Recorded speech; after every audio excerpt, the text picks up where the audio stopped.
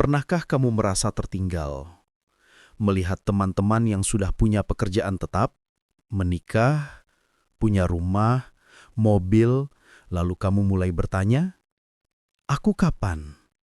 Perasaan semacam itu sangat manusiawi. Kita hidup di dunia yang terus bergerak cepat. Media sosial setiap hari menampilkan potongan hidup orang lain yang tampak sempurna. Sukses di usia muda, liburan ke luar negeri, karier cemerlang, dan tanpa sadar, kita mulai membandingkan. Kenapa aku tidak seperti mereka? Apakah aku kurang usaha, kurang pintar, atau mungkin hidup memang tidak adil? Tapi dalam stoikisme, membandingkan hidupmu dengan hidup orang lain adalah awal dari penderitaan batin. Karena hidup bukan lomba cepat-cepatan.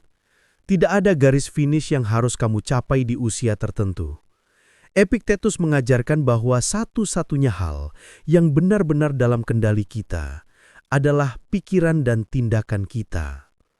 Bukan kehidupan orang lain, bukan kecepatan mereka. Lantas, apakah video ini berbicara tentang dirimu?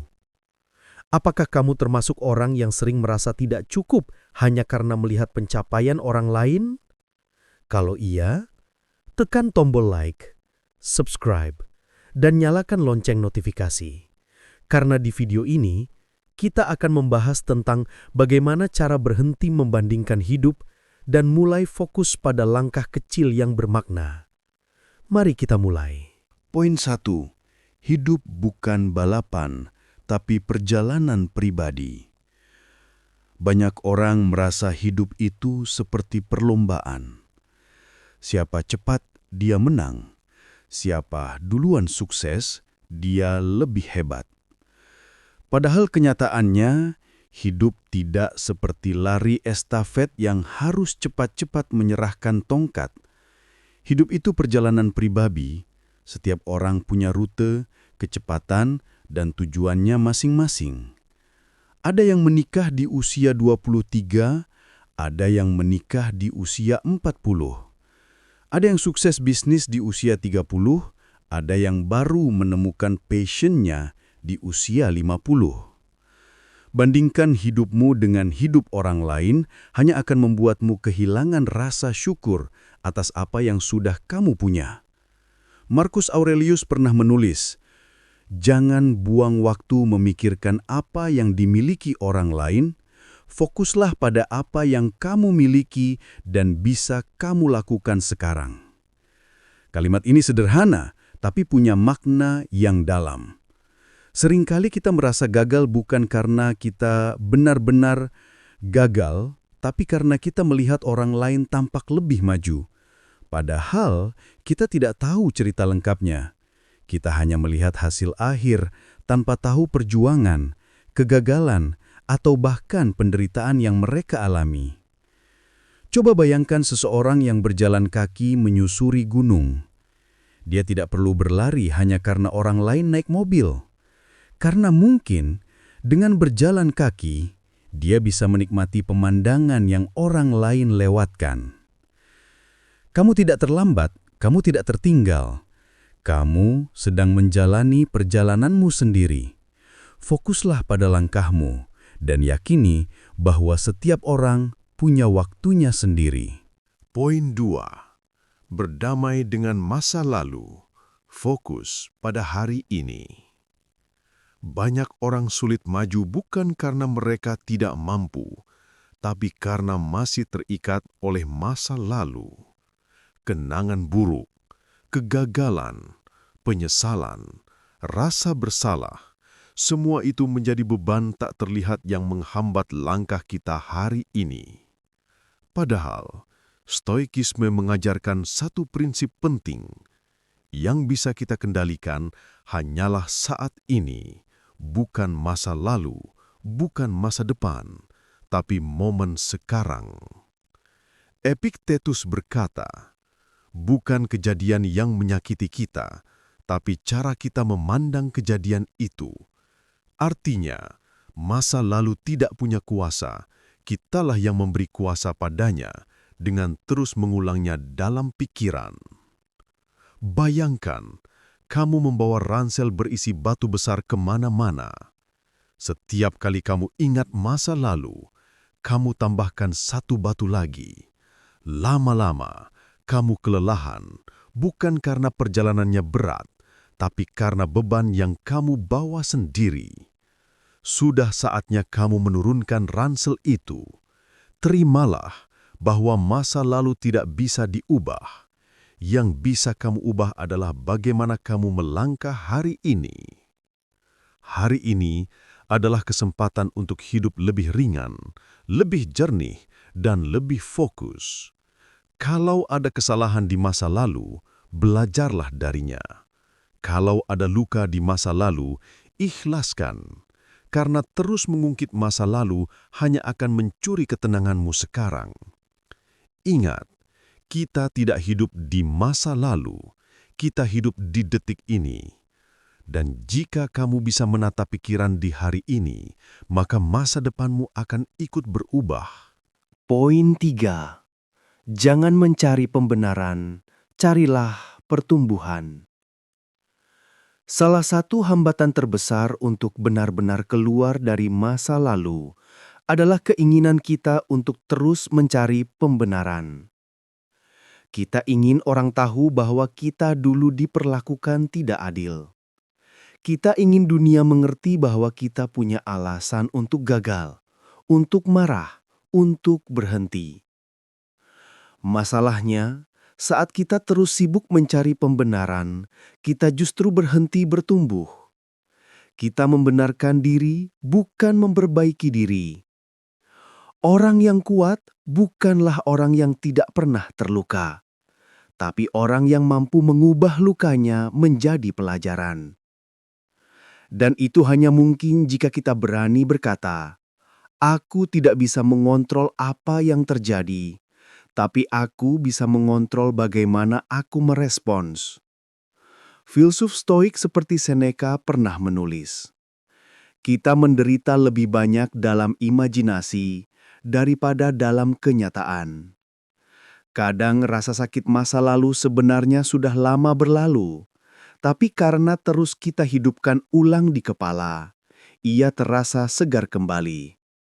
Akhirnya kita jadi korban dua kali. Pertama oleh kejadian itu, kedua oleh pikiran kita sendiri. Berhentilah menjadikan masa lalu sebagai alasan untuk tidak berubah. Sebaliknya, jadikan ia sebagai titik tolak. Mungkin dulu kamu disakiti. Mungkin kamu pernah salah besar. Tapi itu tidak menentukan siapa kamu hari ini, kecuali kalau kamu terus bersembunyi di balik cerita lama itu. Orang akan lebih menghargai kamu bukan karena luka yang kamu alami, tapi karena bagaimana kamu bangkit dan melampaui luka itu. Jadi mulai sekarang, jangan tanya lagi, "Kenapa ini terjadi padaku?" Tapi tanya, "Apa yang bisa aku pelajari dan bagaimana aku bisa jadi lebih kuat?" Karena yang menentukan masa depan bukan cerita lama, tapi keputusan hari ini. Poin 4. Berdamai dengan masa lalu bukan berarti melupakan sepenuhnya apa yang pernah terjadi. Banyak orang salah paham. Mereka mengira bahwa move on berarti melupakan sepenuhnya apa yang pernah terjadi. Padahal, berdamai dengan masa lalu bukan soal menghapus ingatan, tapi soal mengubah cara kita memaknainya. Masa lalu tetap akan ada di sana. Kenangan itu tidak bisa dihapus. Tapi kita bisa memilih, apakah kenangan itu akan terus menyakiti kita atau menjadi bahan bakar untuk bertumbuh. Luka yang tidak diproses dengan benar akan menjadi racun yang merusak cara kita melihat dunia. Tapi luka yang diolah dengan bijak bisa berubah menjadi kekuatan. Alih-alih menghindari atau menolak masa lalu, hadapilah dengan keberanian. Tanya pada diri sendiri, Apa yang sebenarnya membuatku terluka? Apa yang bisa kupelajari dari kejadian itu? Dan bagaimana aku bisa memastikan hal serupa tidak terjadi lagi? Dengan cara ini, kamu tidak lagi dikuasai oleh kenangan, melainkan kamu yang menguasai kenangan itu. Bayangkan seperti seseorang yang pernah jatuh dari sepeda. Kalau dia terus menghindari sepeda karena takut jatuh lagi, dia tidak akan pernah bisa mengendarainya. Tapi kalau dia belajar dari kejatuhannya, dia akan kembali naik dengan lebih hati-hati dan percaya diri. Poin 5. Kesederhanaan adalah kemewahan yang sebenarnya. Dalam dunia yang penuh ambisi dan pencitraan, Stoikisme menawarkan pandangan yang kontras. Hidup sederhana bukan berarti kekurangan, tapi sebuah bentuk kekuatan. Filsuf seperti Seneca dan Epictetus menunjukkan bahwa semakin sedikit hal yang kita butuhkan untuk merasa cukup, semakin bebaslah kita. Kesederhanaan bukan tentang menyerah pada kemajuan, tapi memilih untuk tidak diperbudak oleh keinginan yang tak pernah selesai.